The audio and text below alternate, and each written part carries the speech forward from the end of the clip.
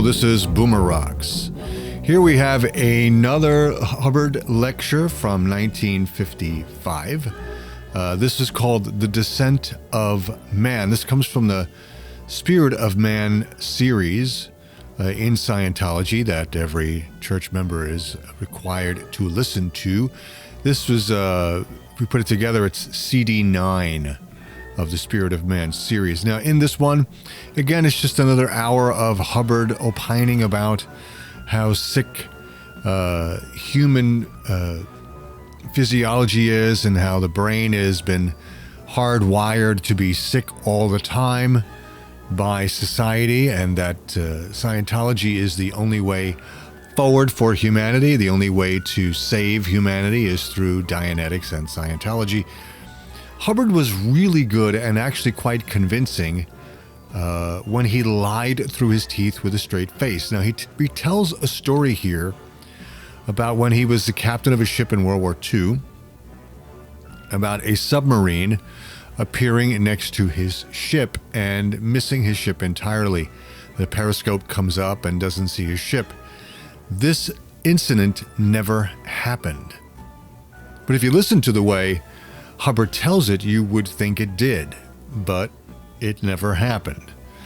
So you have to take everything Hubbard says with a grain of salt, as they say, because he's really good at spinning a story that never happened. So, and that is a lot of the basis of Scientology. It's a lot of gobbledygook nonsense that doesn't work, but he makes it sound like it does. So this is from 1955. This is the Continental Congress. Hubbard on the Descent of Man with me, Boomer Rocks. This is a lecture by L. Ron Hubbard given on the 5th of June, 1955. The title of this lecture is The Descent of Man. This lecture is 60 minutes long. Reproduced by Golden Era Productions.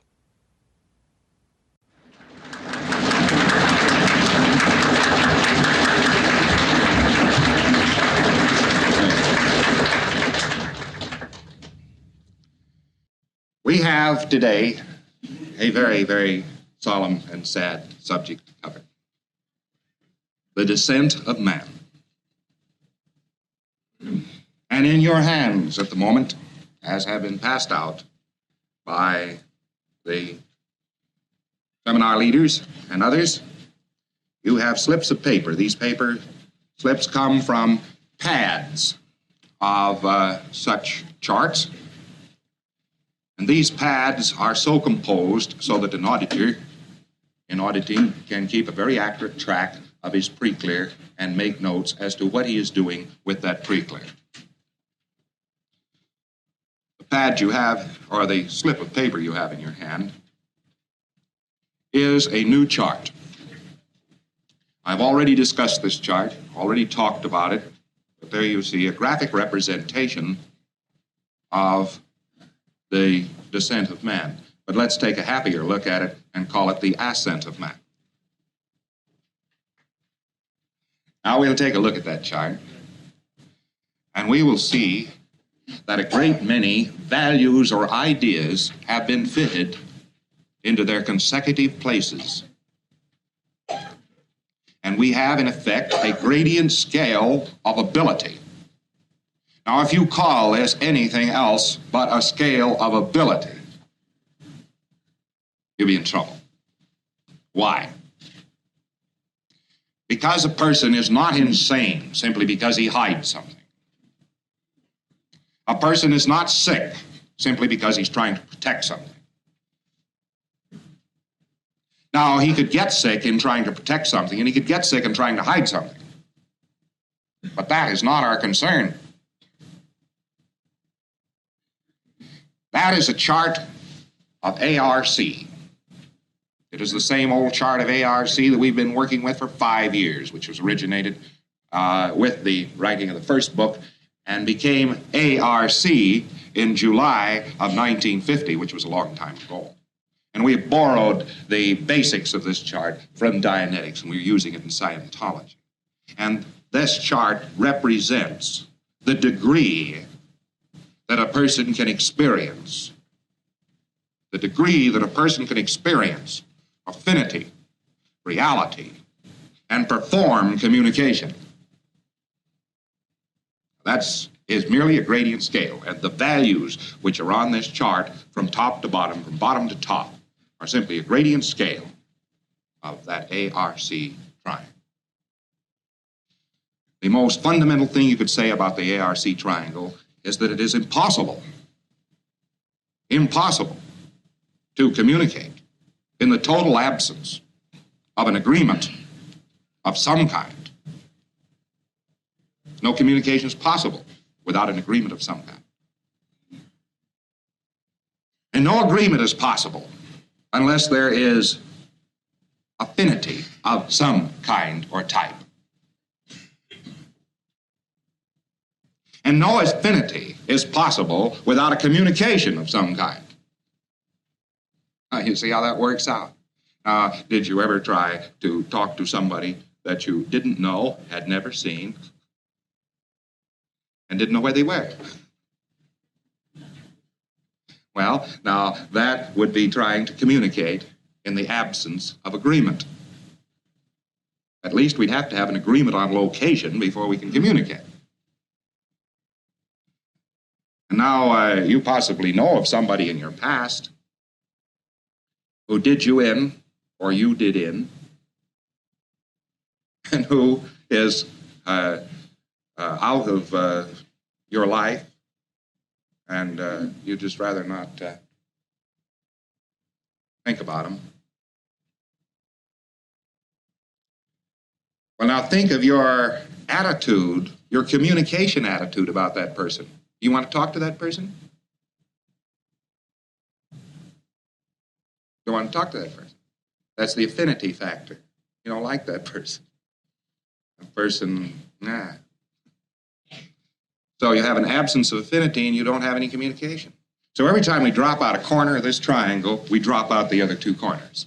Just as nice, as neat little plan as you ever saw in your life.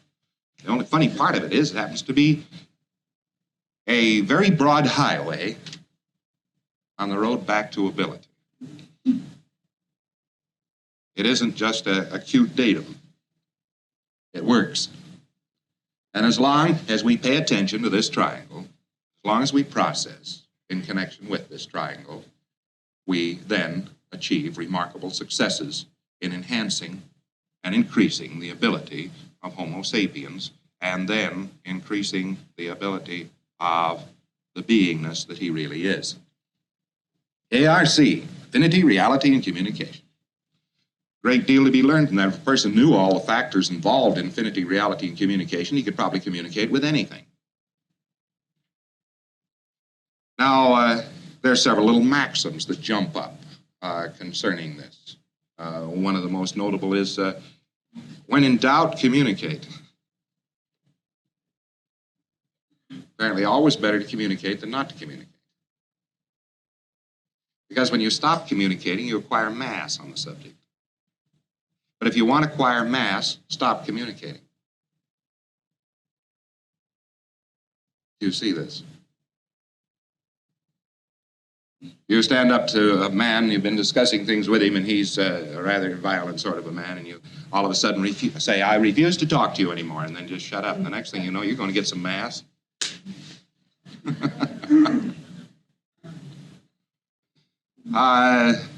More violent representation, but the actuality is you'll have a pre-clear who's sitting there with a huge ridge in front of his face, you know. You say, all right, shut your eyes. Now, what do you see? Say nothing. You say, what do you see? Nothing. Nothing except this blackness. How'd he get it? He didn't get it by starting communication. He got it by stopping it. Funny part of it is you could originate any number of communications. And if they just sort of dwindled away and so on, and there was nothing much left to talk about or talk to, why, there's no liability. You mean your interest is simply off of the subject now and so on. There's no liability to this at all. But you start communicating, and then stop communication because you have a good reason to stop communication and you've got a ridge. The best definition I know of for a barrier is something which stops communication. That's the definition of a barrier. Barrier is that which stops communication. Very often an individual is so anxious about communications himself that he gets into this alarming state. He starts to talk to somebody and he feels like he's being throttled. Or he feels a sudden mass hitting across the mouth. The body is a barrier, and it will stop communication. As long as you use it to communicate with, however, it can't stop communication because something is in control of it that isn't stopping communication. But we find many people in the interesting and obsessive state of having to stop communication. It wouldn't matter who is communicating or about what, they would have to stop communication. And this is simply the dramatization of a barrier. For instance, the dissemination of Scientology finds in many places and points in the society people who simply gibber. And they say they are angry about this or angry about that. Or they say that's a cult, that's a religion, it's no good, and shouldn't have anything to do with it. And they go on like this, and that's all very curious, because these people don't know anything about Scientology. You see? This is a fascinating thing. They're talking out of an enormous fund of no data. And as these, they see these communications going out. They see people talking to people interestedly on a subject. They see written material around, and they see people getting together and talking together and being friendly and so forth. And this must stop! And it wouldn't matter if it were Scientology or somebody had simply dreamed up a new way to knit. You'd always find some of these barrier people jumping up and finding something terribly wrong with this new way to knit. They simply have to stop communication. Now, why do they have to stop communication? They have to stop communication because communication is in progress. Please learn that if you learn nothing else. They stop communication because a communication is in progress. That is why they stop communication. These people have an obsessive barrierness. And the human body, although we don't know anything about the human body and care less, the human body is apparently obsessed, in some cases, on this subject. It has to stop communication. It's just as though it had a great many automatic barriers that suddenly leap up in the air and get in front of a fellow. This fellow says, well, let's see, I think I will tell her how much I love her, and all of a sudden he can't talk. You know, you say,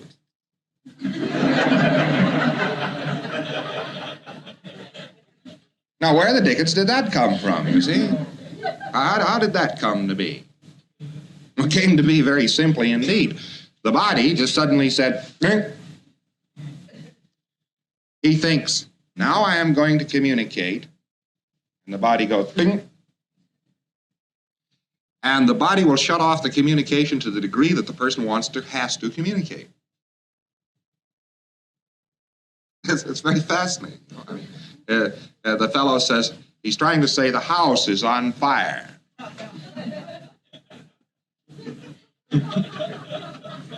You see immediately what happened. One time a few years ago, in a war that everybody fortunately has forgotten, a submarine appeared on my port bow. It just appeared. We'd been hanging over it for some time, and it ran up its periscope. The first sign they used to make, they used to throw up a patch of oil and then run the periscope up through the oil so as not to leave any salt scum or anything like that on their periscope lens. So a blob of oil appeared, and the fellow who was running the engine room telegraphs on the bridge was the only fellow looking in that direction. And he saw this blob of oil appear. And he thought that was strange, interesting. We were going very slowly. We were almost dead in the water. And then right up through this big blob of brown oil on a blue sea comes a periscope. And looks around in every direction but at our ship.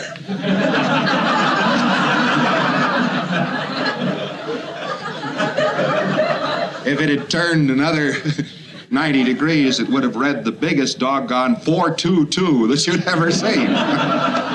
Fully magnified for the skipper.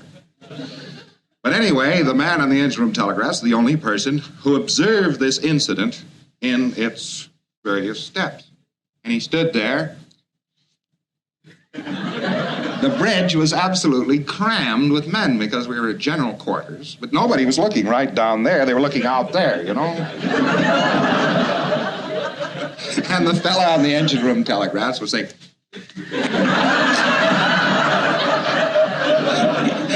I finally noticed this strange performance. I was all set at this moment, you see. The second I saw that, blank speed and drop a depth charge, right? Even if it blew our own stern off, that was fine, you see. And I said,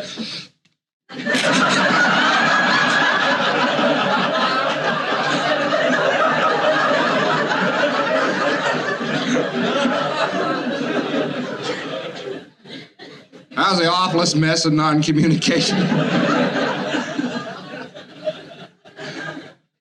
It finally came off all right. We dropped the depth charge and so on, but we were laughing about this for days. Nobody could talk. Well, what was happening there? We were merely getting the bodies. It feels a tension or an urgency, and then it shuts off communication. And a person is, after all, using the body's voice, so the body's perfectly capable of doing this. Well, now we get this condition just a little more deteriorated, and we get this kind of a thing. A total and continuous mask or screen of some sort. And we say to this fellow, be 3 feet back of your head so we can do route 1 and get you in good shape. And this fellow says,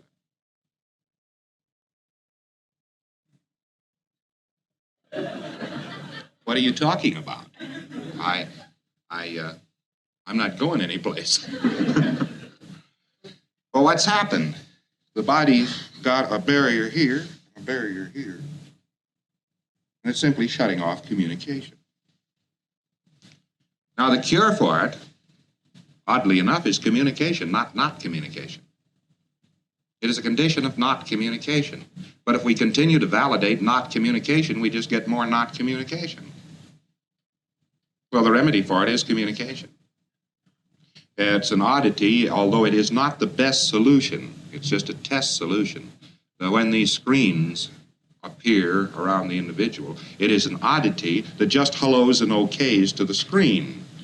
We'll tear them up and do various things to them. Now, the oddity is that this will not banish the condition. It simply tears up the screen. The reason it won't banish the condition is because the screen is being manufactured by an automaticity, which can manufacture more screens. And it can almost, and usually does, manufacture them as fast as the auditor's trying to tear them up. The thing to treat in this respect, if we're trying to exteriorize somebody, is the automaticity which provides the screen. Hellos and okays to that produces some very interesting results because you're disabusing something of the idea that communication is bad. Now, there are two crimes in this universe, and all crime stems from these two things: to be there and to communicate. Those are the two crimes of this universe: there-ness and communicatingness. If you have any doubts whatsoever about the criminality of communicating, you should realize that the law is powerless to act in the absence of a statement by the criminal. It can only punish if an utterance is made. The Constitution of the United States has the Fifth Amendment, and it tries to remedy this. Now, that's man doesn't have to testify. But if you will look over law, or if you will talk it over with a lawyer who knows his business, he will tell you that there's only one way to really incriminate anyone. He has to confess. He has to make a statement that he has done it. And as long as you do not make a statement of any kind, that is to say, you haven't, prior to an interrogation, written your best pal all about it in your own handwriting, you know. If you haven't put out pamphlets saying, now, boys, we're going to overthrow the U.S. government by force, such as the commies carelessly used to do. That's a very fine thing for the country that they did it, but nevertheless, they had a lot of literature which more or less confessed this, and this literature is about all they're hung on. Now, here we have this condition of punishment only when communication exists. But this can invert too, and somebody who is alive and who is demanding communication can become very furious about not communication, you see. But punishment is, you might say on a broad line, centered on the subject of communication. If you start communicating and then stop communicating, you can be punished. Or if you communicate and say, well, I did that, and that's it, and confess and sign it all up, and so forth, you could also be punished. This universe is very, very heavy on punishment of communication. And this is an oddity, isn't it, since it's a barrier universe? Why should it punish any variety or state of communication? Because communication is the only way out. To continue an entrapment, it is necessary then to punish communication, or some phase of it, to enforce or inhibit communication. In order to continue a barrier, to continue a trap in existence, you would have to debar communication. So therefore, a universe which operates all too often as a trap resolves, and escapement from that universe occurs when communication is expertly and knowingly handled. And when it is not well handled, it's punished. Therefore, we get a fixation in this universe. Now, there-ness is simply a part of communication. It is the creation of a station or a terminal from which one communicates. And that is there-ness. So there-ness and communicatingness are punishable things by those who desire to entrap. And they are good things to those who have some tolerance for and some desire for freedom. So we get the make and break of personality, of beings, above and below a theoretical line. Above this line, a person would find nothing terribly wrong with there-ness, and he would certainly find nothing wrong with communicating or being communicated to. And above this line, he can survive as himself in full knowingness. And below this line, we would have an obsession to punish, or a feeling that there should be punishment for there-ness and communication. And that line, and from there on down, is succumb.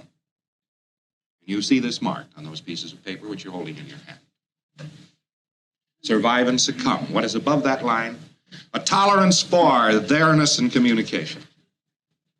What is below that line? An intolerance for there-ness and communication. So you could say that to change the state of any being, whether to increase his intelligence or improve his personality, it would be necessary to improve his consideration to improve his tolerance of the presence and existence of other things and himself, and to improve his tolerance of communication, so that we would have an improvement of consideration as the common denominator of the ascent to higher levels of ability. Quite important for an auditor, somebody studying Scientology, to recognize those fundamentals. Because there are no more fundamentals in terms of practice or technique than these things. There are more fundamental data, such as the exact definition and characteristics of the human spirit, the thing. There is a more fundamental material in the axioms which trace the exact considerations which an individual has agreed upon and by which he is living to his detriment. Now, we see this as a background of agreements, but as a background of practice, as a background of application, awareness and communication are the keys. And the keys which open all doors are simply awareness and communication. So we have then, on this pyramid, we have the survival band, and we could say a person is surviving when he could tolerate awareness and communication. We could say, to some degree or another, he's succumbing when he can no longer tolerate awareness and communication. Now, I won't bother to go into the exact awareness and communication characteristics of control, since I don't think it is necessary to. When you start to control something, you have to locate it. And to continue to control it, you have to stop, to some degree, its communications and yet continue your own, making an imbalance of communication. The unhappy state of a jealous man who wishes to continue to communicate with his wife and desires no other man anywhere in the world to communicate with her. Looks to me like that's one channel of communication open and 1 billion channels closed.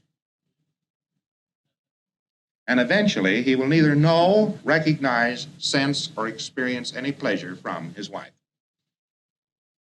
She will disappear as far as he's concerned. You know, people get into a state finally where people will simply occlude. They have tried to cut communication to them so many times that they'll see other people on the street and they can recognize their features very clearly, but the person that they've tried to cut communications about consistently starts to get blurry. You see, that's seldom noticed, but you do notice it on a hearing basis. Somebody whose communications have been cut consistently, that is to say, who has had communications cut by somebody else, the somebody else will eventually not hear or pay attention to that person. You know, Mr. A has cut communications to his wife so consistently and so continually that at last he's out of communication with her. And she says, dear, do you want coffee or tea for dinner? Dear, do you want coffee or tea for dinner? Huh?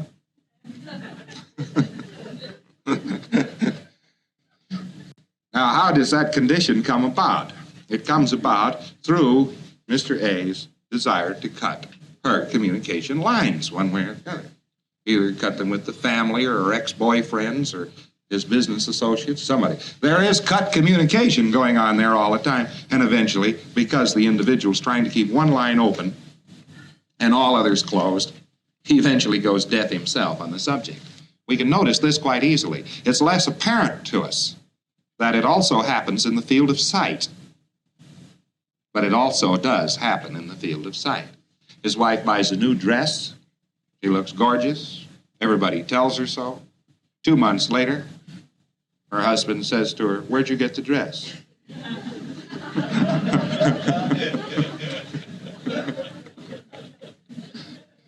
Now, Now, there is control. Individual trying to keep one line open, another line shut, or trying to change lines.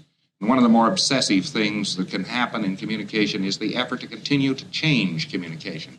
Somebody says beans to you, and you say donuts. That's what he said. And he says, no, beans. Oh, I've got you now, coffee cups. What's happening here is we're getting a refusal to duplicate, a resistance toward a duplication. And we're getting an obsessive change. Now, control itself consists of start, stop, and change. Start, stop, and change of there-ness, presence, location, or even form. There-ness, or start, stop, and change of communication. And when you think of control, just think of start, stop, and change by energy. And you have the more a scientological definition of control, whatever else it might mean. It works that way. Right out of this, we get a process. We could say to somebody, now, what would you like to have changed? And the individual says, oh, my, and maybe turns on some terrific automaticity and just sits there and says that and that and that and that and that. You know. And after this sort of rundown, you've said okay to each one of these. You then say, well, now, what would you like to have remain unchanged?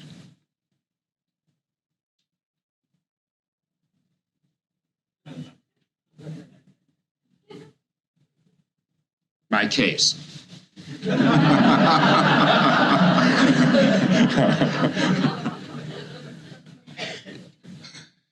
And we could simply ask these two questions over and over. What would you like to have changed? What would you like to have remain unchanged? And we would get a remarkable alteration. Some old-time Dianetics had better perk up his ears right here. In the person's position on the time track. This is the fastest method I know of to change the position of a person on a time track. What do you want changed? What do you want unchanged? What do you want changed? What do you want unchanged? Why? Because time is change. The change of position of particles in space is time. And when we agree upon a uniform rate of change, we have physical universe time. And when we process directly at change and unchange, we process directly at time. It's just as easy as that. So, looking at that piece of paper you have in your hands, you see there right there at that point, we have, I think on that piece of paper, start, stop, and change, don't we? That's change. Stop is the bottom, start is the top, and change is the middle. You see where that is there? Well, now, those three things together mean control. And we could write, superimposed over those three lines, start, change, and stop, we could write in lighter letters, control, because that is the mechanism of control. It's a very important button. The reason I'm talking about that button in relationship to this chart is because the only reason people do not exteriorize is because they are upset on the subject of control. And that is the basic, primary reason they don't exteriorize. But let us say that they cannot face straight up to the idea of control, then we have to go south from this very important button and go on down and find out what we've got earlier than that. And we have responsibility as blame, which is marked on your chart there simply as responsibility. And that is a lower button. A person believes that to be responsible for anything would be to be blamed for something. If he's responsible for a communication, giving one or receiving one, or responsible for a there-ness of any kind, he believes he's in for it. So therefore, he wants no responsibility. Yet, in an obsessive and unknowing fashion, he is actually controlling this thing, and yet he's not even responsible for it. fantastic condition. And yet, the spirit gets into that kind of a condition with the greatest of ease. You see what happens? Now, that whole chart is a scale of knowingness versus unknowingness. If anybody really knew what he was doing any place on that chart, he would be free and clear at that level. Now, he may be doing a great many of the upper scale things on an obsessive, compulsive, or hidden basis. In other words, he's going on doing these things, but he doesn't know he's doing them. So this chart also has this connotation. One has to know where he is on it. It's not what one is doing on it. It's what one knows about on it. He knows he's doing this. And when he knows that, he, to a marked degree, recovers his ability to do it, and so it no longer troubles him. So he could be controlling something and be down at the level of responsibility. He is obsessively, unknowingly controlling something. Well, his knowingness is one step below what he's doing. He's merely resisting. He knows very articulately that he doesn't want to be responsible for things. This he knows. He knows he's doing this. He knows he doesn't want to be to blame. Yet he is, sort of with his left hand, like his right hand, he's sort of controlling things somehow or another. But he's not letting himself in on it. But he is letting himself in on the fact that he doesn't like responsibility. Somebody comes along and says to him, well, now we're going to put you in charge of this whole service station. He says, no. No, I just want to stand here and put the gas in the cars. The county tax problem and the people coming up and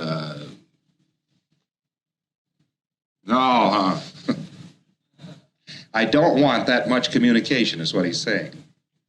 But he knows this. He knows he doesn't want the responsibility. What he doesn't know is that he is obsessively controlling in several directions. So he's at a state of unknowingness about control. He won't exteriorize. Now, he'd be in pretty good shape, though. He knows exactly where he stands on responsibility. He's going to be a private for the rest of his life. Or, obsessively the other way, he's going to run everything for the rest of his life. Both obsessive on responsibility. He knows this, however.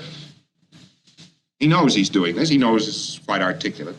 But he doesn't know he's controlling things, and he won't exteriorize. But that fellow's in good shape. Let's go a little bit lower. And let's get to a level where a great many people reside. They know they can or cannot own. And they know about ownership. Their level of knowingness about ownership is very good.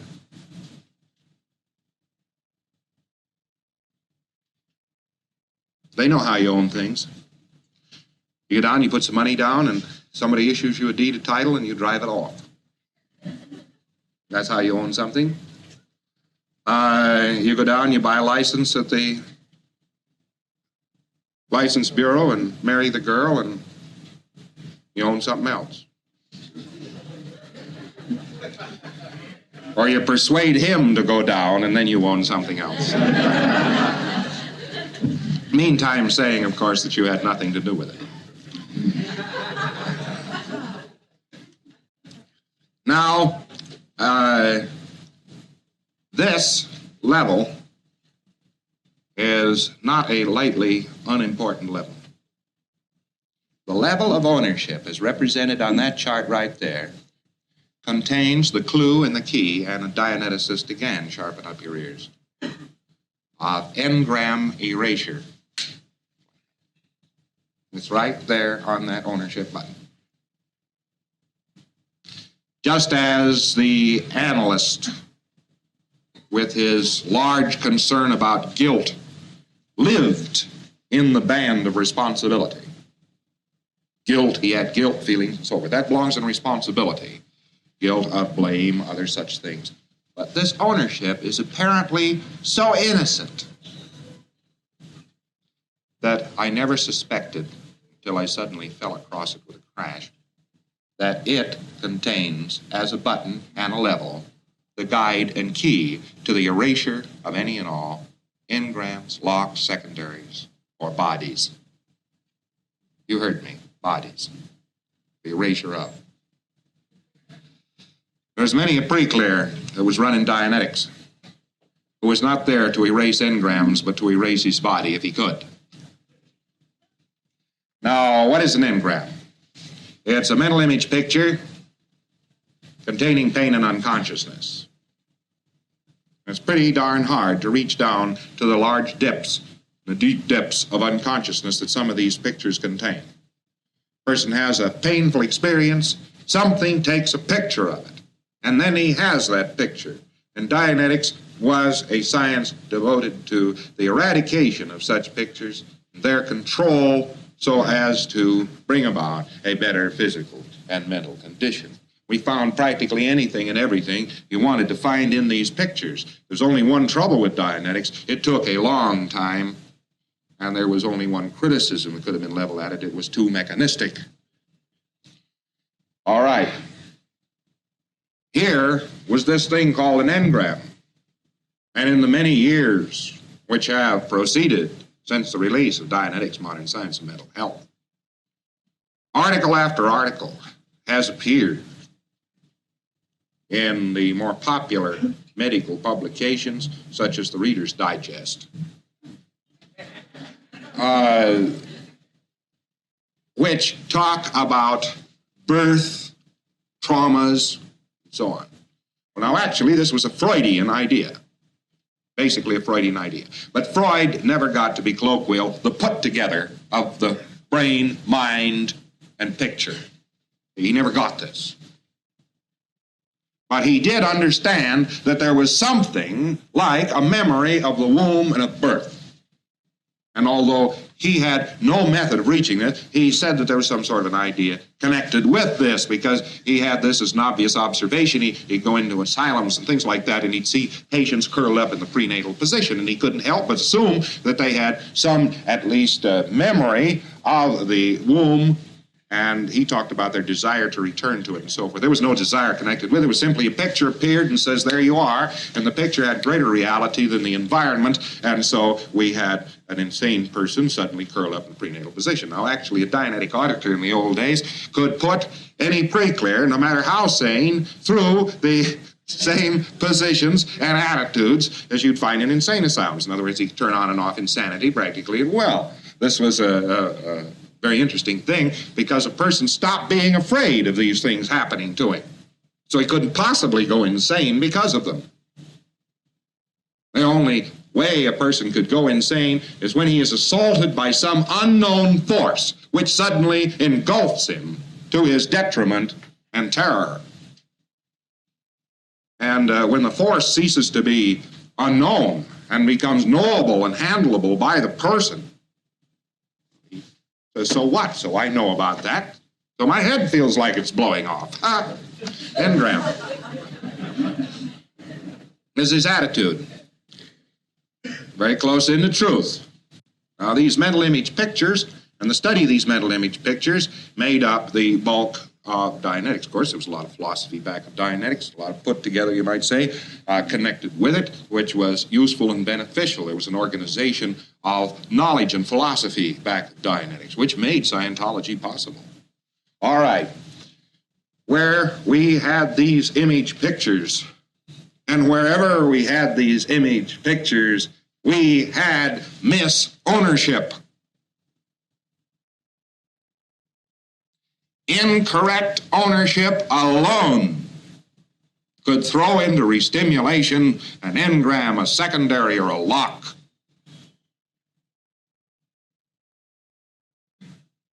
You had to misown a picture before it could become solid or effective. And the moment that you correctly owned it, that you assigned its ownership to the correct thing, the thing that had made it. The moment you did this accurately, you had no picture. Bang! Think of it. 9, 25, 50 hours on a birth. That's a Dianetic auditor. He'd get rid of it, he'd grind it out, chew it up, put the pre-clear in control of it one way or the other. But that little button that you have there on that slip of paper, ownership process, goes click, click, click, brrr. That was birth running out. We're getting someplace, and I do have something to tell you, don't I? Quite an interesting thing. You know, the original thesis was written here in Washington. Don't know if you knew that or not. It was written right here in Washington. He used to live down at 1902 R Street, basement apartment. And worked quite a bit on this material. I didn't do any research as such in Washington. I had already worked on patients and people elsewhere. What I was doing here when I got back here was adding up and squaring around a tremendous amount of accumulated data, trying to find out where it fitted. And the conclusions about engrams and dramatizations and the actions of these engrams were reached down there at 1902 R Street, Northwest. Now, it was very remarkable for the object which was doing the miscommunication to be isolated. That was remarkable for that to happen. The exact thing which was enforcing these pains and ideas on the person to be isolated. That was quite something, all right? A method by which it could be erased was something else. And I knew that the picture was at fault and what was about it. But how to handle and get rid of that picture?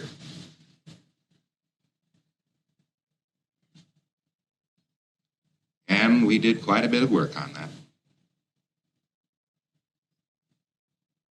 Enormous percentage of it, very successful work. And here at a time when we don't even need the information anymore, clear up here in 1955, we have that button on that piece of paper which you hold in your hand. The way you use that button is simply this. Get the idea. Oh, you got a picture? All right. We have several ways of getting rid of pictures, by the way. We know enough now to get rid of them and get them back. Pre-clear sometimes loves them. Say, all right, now get the idea that you got a picture. All right, get the idea that you own it, that your body owns it, that your body's machinery owns it,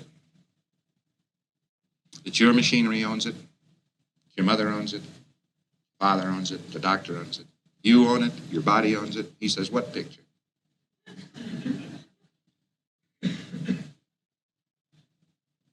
Remarkable. Somewhere along the line, you got the right owner. Now, if you'd gotten the wrong owner too long and said, now listen, you understand that picture's really yours. You really made that picture. Now, what do you mean by you? You mean a spirit, that's what it means. And this is why all of this has become so pointed and so necessary to understand. When we say you, we mean a spirit, because ownership processing on the most casual pre-clear doesn't work unless you understand that a person is a thetan. We say, oh, this birth, all right, you got birth there. Doctor keeps dropping those drops in your eyes, all right, you keep seeing this all the time. Oh, fine. Now, you know you own that picture.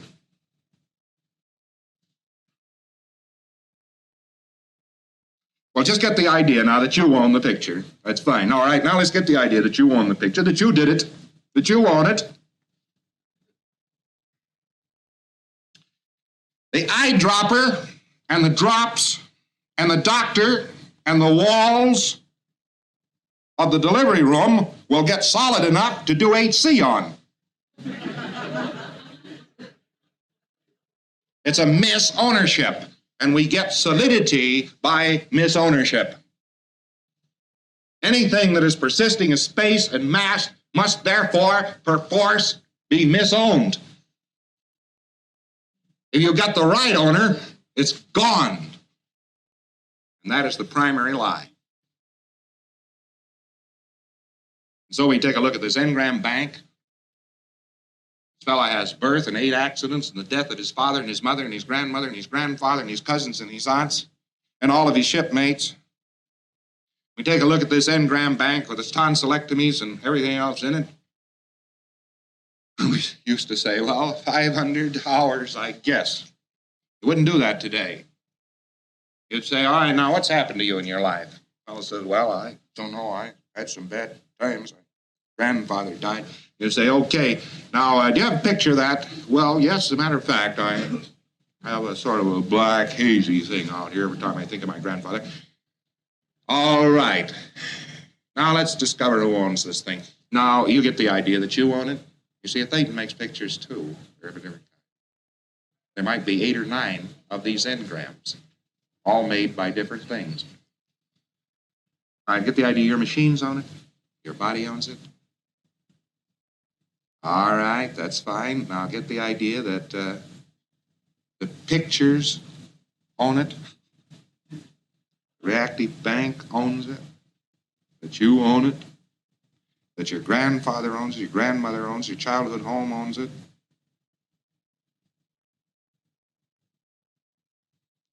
I was waiting for the fireworks. You know and I know that on grandfather's death, who was the closest ally the fellow had, there's a tremendous grief charge. Where's the grief?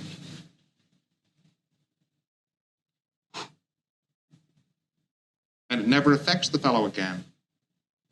Where'd it go? Well, it could only affect him to the degree that it was misowned. He would only cry if he had the complete misownership of the picture of grandfather's death. And if you kept working at him, making him misown this picture, in other words, say get the idea that you created it, all right, get the idea you created it, all right, now get the idea your grandmother created it, now you created it, your grandmother created it. I get the idea you created it. You see what you'd be doing?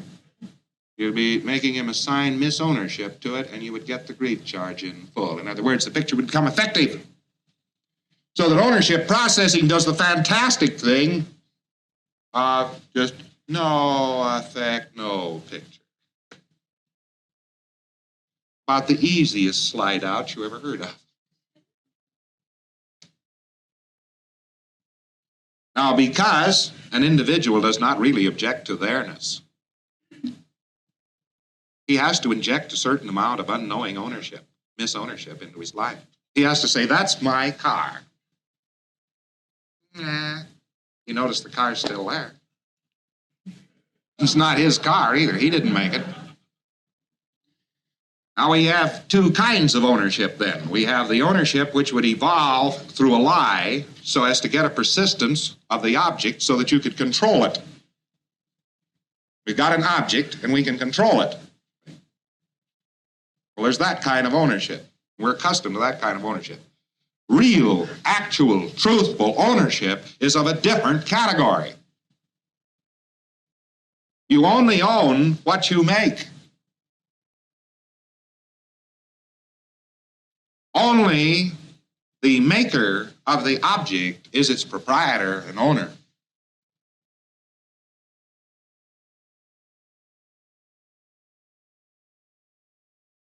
You made the engram, you own it. But if you know you own it, you haven't got it. So that's why there has to be a lie over there in that wall for that wall to continue to exist.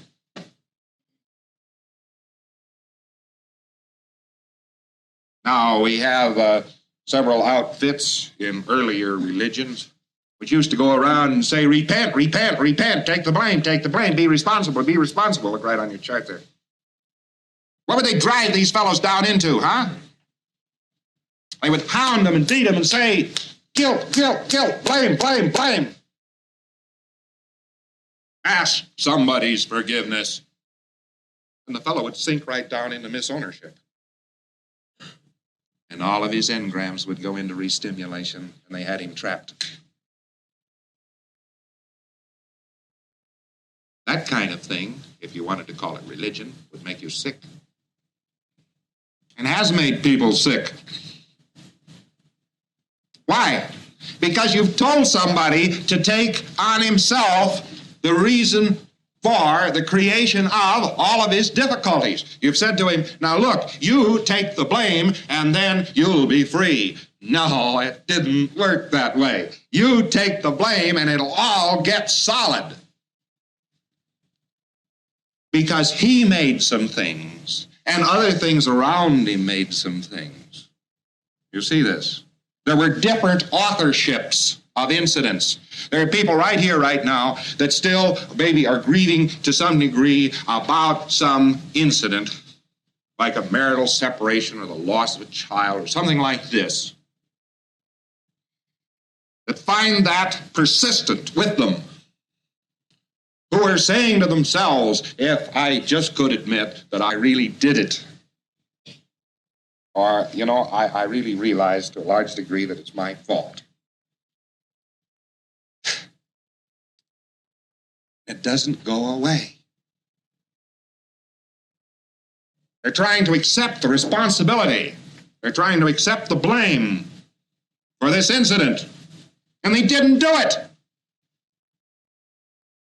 Somebody else did. Full responsibility contains the willingness to let somebody else be responsible too.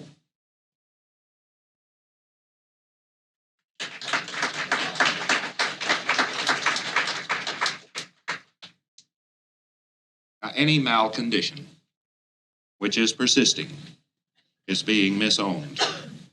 It may be that the person did it and is saying somebody else did it and has a picture then which is misowned.